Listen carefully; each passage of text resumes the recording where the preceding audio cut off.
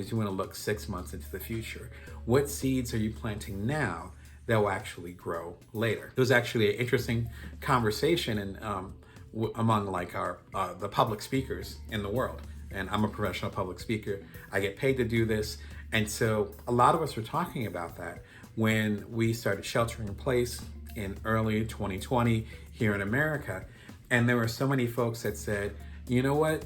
This pandemic will pass by. I look forward to being on the stage again. I'm just gonna wait it out. I'm not gonna practice my talks. I'm gonna do some other business and make some money that way. Other ones, like myself, were saying, okay, I'm gonna start a YouTube channel. So I started the Bring Your Worth channel. I come to y'all every Monday, Wednesday, or Friday at 11:30 a.m. Pacific Standard Time, Vegas time. Been doing that for several months now.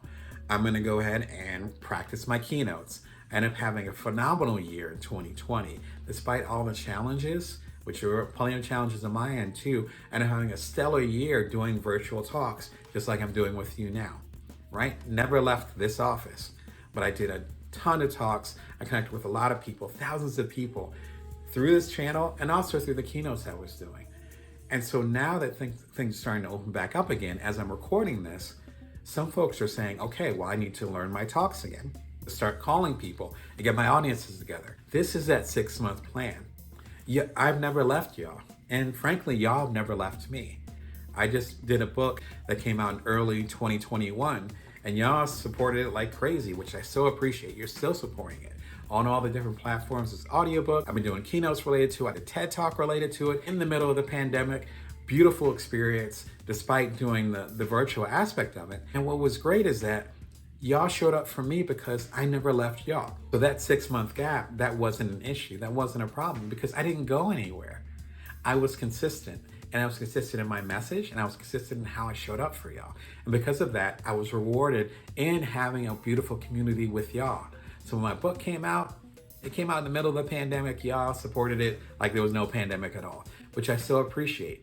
But I understand that became from the groundwork, that came from the trust that hopefully I established with y'all, and that came from the attention that you guys end up giving me later.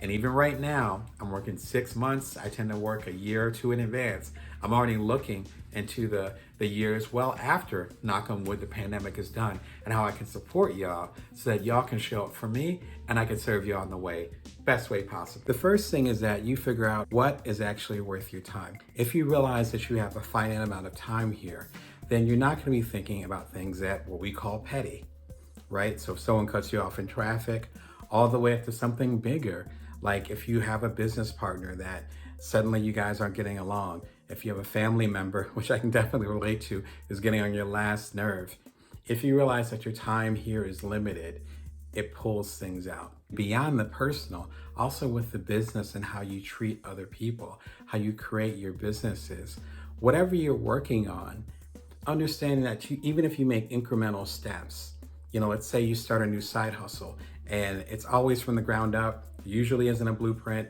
and you might not have the support or the resources that you truly want. Knowing that today you're going to make progress towards it, even if it's incremental, even if it's large, that you're going to dedicate yourself to this bigger mission.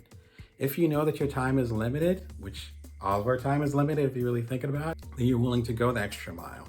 You're willing to grind it out a little bit. You're willing to push into uncomfortable zones and help make something happen. And actually, ironically enough, if you know that your time is limited, then you're more likely to actually create something and nourish the world with what you've got, because you're not going to wait till tomorrow to do it. You're going to take a little step today. Actually, I learned about it from Ryan Holiday, and it's a fantastic book called The Daily Stoic. I've talked about it in my Inc. magazine column at damonbrown.com. I've also referenced it in some of my best-selling books. It is an excellent book. I highly recommend it. It's about Stoicism and comes from the Stoic philosopher Marcus Aurelius. He talks about something called a reverse clause. This is what it means. A reverse clause means when something happens in your life, the best thing you can do is act like you meant it to happen. Now, it's not a matter of being delusional about it, saying, oh, I meant that to happen, and having your ego involved. It's more about saying, hey, this happened. I'm going to trust the process and believe that this happened for the best. If it didn't happen for the best, I'm going to make the best of it. Here's what Ryan Holiday has to say in The Daily Stoic. When a technical glitch erases our work, our reverse clause is that we start fresh and do it better this time. Our progress can be impeded or disrupted, but the mind can always be changed. It retains the power to redirect the path. I love this for a few different reasons. Number one, it boosts your gratitude for whatever you have. For instance, I've actually been working on a big project recently and I lost progress on it. I was tired, I was working on it, and I ended up erasing like several pages of it. I can't even think about it too hard because that part's painful. He's not saying it's not gonna be painful. But when that erasure happened, I woke up the next morning and realized that pages were gone. I was able to rewrite what I did and make it even more powerful. Now, I could have cried over that spilled milk, which I could have shed some tears. But what he's basically saying is that, what can you do to make this better? How can this be an improvement? I remember one occasion where I was traveling in the South and me and a family member ended up missing the plane. Very disappointing. I hate missing planes. That's why I tend to go to the airport early. I travel a lot. I rarely miss planes. It's one of 5 times I actually missed the plane, right? So what do? We end up looking up local restaurants. We found out it was an amazing crab shack right down the street.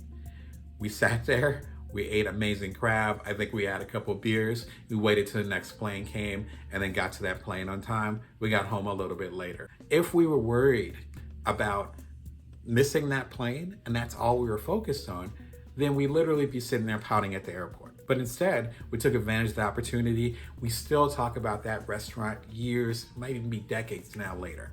But we wouldn't have had that experience, number one, if we hadn't embraced it. But number two, if we hadn't been open-minded enough to not worry about what would have happened and focus on what could happen. What could happen is we end up having this family memory that we still talk about to this day. So number one, you have a deeper level of gratitude. Number two, as I mentioned, you're able to take advantage of those situations. It's kind of like if you end up breaking up with someone or someone breaks up with you, a job offer ends up going a different direction, things don't go as planned. We have so much ego and so much security wrapped up in things going exactly how we planned. But what if something better is planned for you? I'm guessing you can think of 1, 2, maybe even 3 times in your life where you really wanted something and it didn't work out the way that you wanted it to, and then years later you're glad that you did. Think about it. It's worth pausing on that. How that applies to your work and your business is that there's so much more that we can do beyond the scope of our vision. And sometimes those roadblocks, sometimes those challenges end up being part of it. I know for me, my big entrepreneurial mark happened with Cuddler, which was a startup that I ended up doing with 2 other individuals. Before I did Cuddler though, I did a startup called So Quotable. And I originally had it as a partnership. And that partnership fell apart right when I needed it. I felt like I needed it the most. Come to find out, a lot of the resources that I needed, I actually had within myself. A lot of the insight that I needed, I was able to find that. And I had a great support network that gave me more insight, and that gave me the liftoff I needed to get So Quotable to the level it needed to be. And doing So Quotable on my own got me to the stage at TED, which, if you're familiar with any of my books, that got me to the TED stage. Getting on the TED stage led to me to my second startup, Cuddler, which got me on the cover of the Wall Street Journal and 250,000 users. And it changed everything. In fact, it got me to where I am today speaking with you. We would not be talking without that loss. But that loss happened years ago. And I had to mourn that loss with that partnership, but at the same time, embrace the opportunity.